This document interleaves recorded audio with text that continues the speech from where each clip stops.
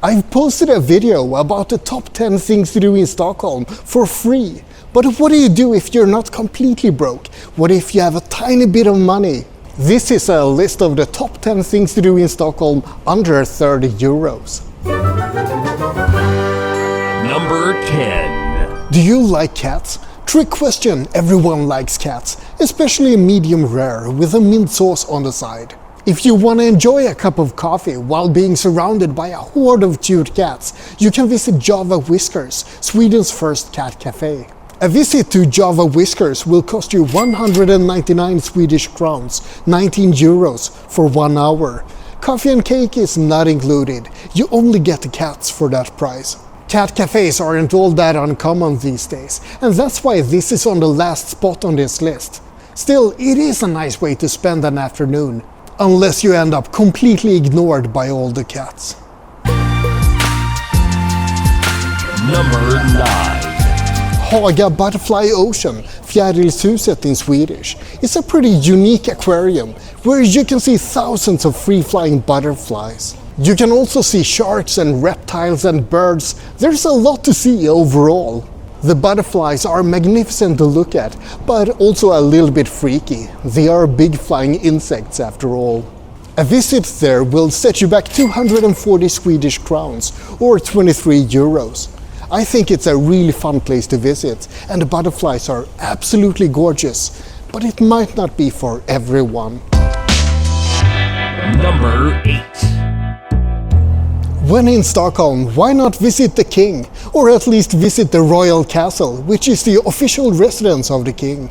A visit to the castle will cost you 210 Swedish crowns, 20 euros, and it will give you access to fancy royal apartments, the treasury, and a lot more. You can also find information about the old royal castle called 3 Crowns that burned down. 3 Crowns is also what the crest of Sweden is called. I thought I'd add a note about what those 3 crowns represent, but that turned out to be a pretty deep rabbit hole. People have speculated for hundreds of years that they might represent 3 areas of Sweden, or 3 different countries, or the 3 gods Thor, Odin and Frey. But I think I'll have to save all of that for a separate video. Number 7. Something else you can do relatively cheaply in Stockholm is to use the public transport. I've already listed the Stockholm subway art under the top 10 free things to do in Stockholm, but I'm gonna cheat and reuse it here. A ticket does cost 39 Swedish crowns after all, that's 4 euros. But I have something new to add. The Stockholm public transport doesn't just include the metro, it also includes commuter trains. The commuter train costs a little bit more, but if you spend 165 Swedish crowns, 16 euros, you can get a 24-hour travel pass. With that you can visit Sigtuna, a town just north of Stockholm. Sigtuna is the oldest still remaining town in Sweden. If you have any interest in history, Vikings or runestones, then that's a place you want to visit. There's also a huge Christmas market there every year, but yeah, that's of course only available in December.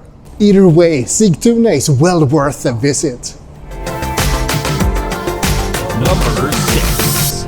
Do you want to play a game? I really hope so, cause my next entry is all about fun and games.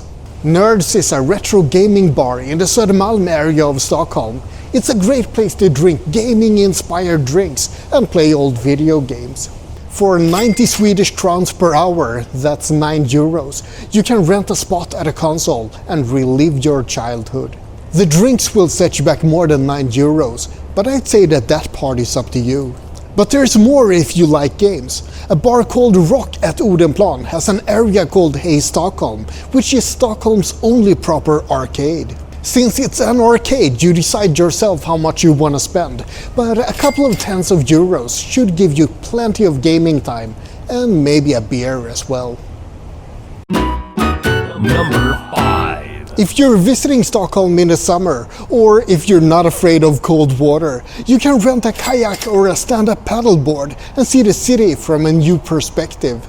Stockholm is one of 40 places that has been called the Venice of the North, but it deserves the name. The city is built on a lot of different islands, with bridges and canals between each of the islands. With a kayak you can, for example, paddle around the island of Kungsholmen. It's 10 kilometers though, so it might take some time.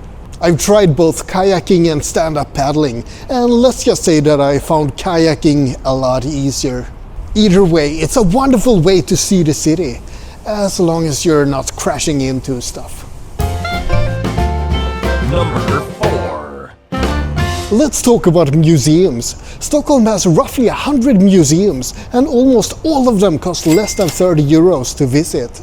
Some of the museums are also completely free, like the Medieval Museum. There are some museums that I don't really recommend, like the Laundry Museum for example, but there are some really good ones. The best museums, in my view, include the Vasa Museum, the Museum of Technology, Fotografiska, and the Museum of Natural History. There are some museums that are a bit more niche but still really interesting. For example, the ABBA Museum, the Viking Museum, the Avicii Museum, and the Museum of Liquor. If you're interested in any of those museums, I have separate videos about just about all of them. There are many more museums than the ones I listed, and most of them are really good, but these are my top choices. Number 3. When you think about Sweden, you think of snow and ice and freezing cold. That doesn't really fit with Sweden during summers. But if you crave some Swedish ice, there's still a place you can go. The Ice Bar in Stockholm is the world's first permanent ice bar, and it's rebuilt every year with a new theme. I've been there a few times so far, and it's a blast every time. You drink ice-cold drinks from ice glasses while you sit on ice furniture and enjoy ice sculptures. A visit to the ice bar will cost you 225 Swedish crowns, or roughly 21 euros, and that includes a drink. It is a bit cheesy, but it's also really fun. I recommend it even if it sounds like the most touristy thing ever. Number 2. Skansen is an enormous combined open-air museum and zoo, where you can learn about Swedish culture and look at Nordic animals.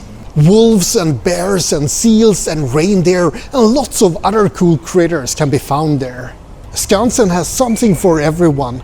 Kids will love the animals and the playgrounds. Nature lovers will love the green open spaces and the magnificent views. Culture lovers will love the arts and crafts and the old farmhouses.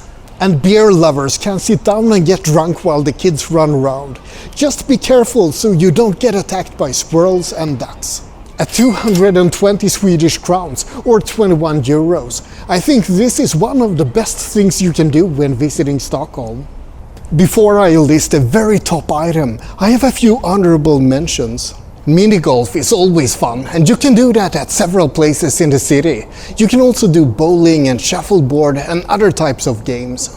But those things are common everywhere and not very specific to Stockholm. I personally love escape rooms, but those aren't very specific to Stockholm either.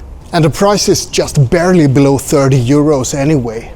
You can just do escape rooms for 30 euros on the very cheapest of the days. Other days it costs more. Also, Gröna Lund is an amazing boardwalk amusement park, but you can just barely find a ticket for 30 euros on the very cheapest of the days. Other days it's more like 50 euros, so even though I love Gröna Lund, I really can't include it in this list. Anyway, let's move on to the top thing to do in Stockholm below 30 euros. Number 1. Stockholm is famous for its lovely nature. The city itself is lush and green and full of water. But if you really want to experience the nature in Stockholm, you have to take a trip out to the archipelago. I've covered one of the islands in the archipelago, Fjärilshuset, in a previous video. A trip out there will cost you 175 Swedish crowns or 17 euros. But there's more to see than Fjärilshuset. You can take a trip out to Vaxholm, and that will cost you 194 Swedish crowns or 18 euros. Or you can go a little bit further out to the small and quaint island of Grinda for 232 Swedish crowns or 22 euros. That island is famous for campers and for midsummer celebrations. A trip to the archipelago isn't just about the destination though, it's also about the journey to get there. Feel the sun on your face and the wind in your hair, and see all the water and the lush islands surround you.